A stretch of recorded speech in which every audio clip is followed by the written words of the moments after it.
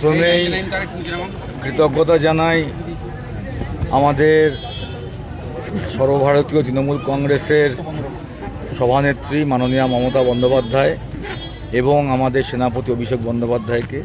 তারা আমাকে যোগ্য মনে করেছেন। তারা আমাকে বীরভূম জেলার 288 লাভপুর বিধানসভা কেন্দ্রে তৃণমূল কংগ্রেসের প্রার্থী হিসেবে তারা আমাকে মনোনয়ন দিয়েছেন এবং কৃতজ্ঞতা জানাই নতমস্তকে লাভপুরের মানুষকে। জাতি ধর্ম বর্ণ নির্বিশেষে সমস্ত মানুষ তারা গত 5 বছর আগেও আমাকে ভোটে নির্বাচিত করে তারা আমাকে তাদের সেবা করার সুযোগ দিয়েছিলেন। আবারও তাদের কাছে আমি করজোড়ে প্রার্থনা করব যে তারা আমাকে সুযোগ দেবেন। এই দৃঢ় বিশ্বাস আছে। 100% জিতব ওপরওয়ালার আশীর্বাদ, দোয়া, মানুষের ভালোবাসায়।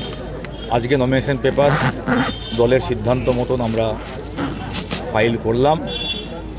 আর কয়েকদিন পরেই 23 তারিখ বাংলা 9 বৈশাখ ভোট। উন্নয়নের পক্ষে ভোট দিন, শান্তির পক্ষে ভোট দিন।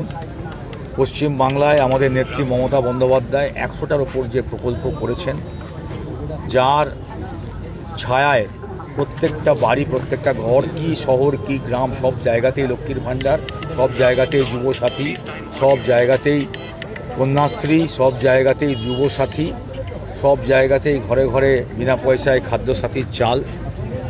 এই আমাদের মুখ্যমন্ত্রীর যে কাজ, মানুষ এই উন্নয়নকে সামনে রেখে ভোট করবে, তারা তৃণমূলের পক্ষে ভোট করবে। বিজেপি বলছে যে 11টা আসনেই তারা জিতে গেছে, কি করবেন?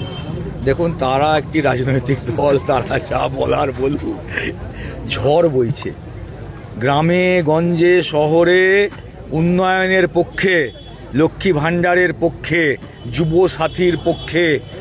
এত প্রকল্প দিদি করেছেন এবং রাস্তাঘাট, পানীয় জল, বিদ্যুৎ। ঝড় বইছে, উন্নয়নের ঝড়, মমতা বন্দ্যোপাধ্যায়ের ঝড়, তৃণমূলের ঝড়।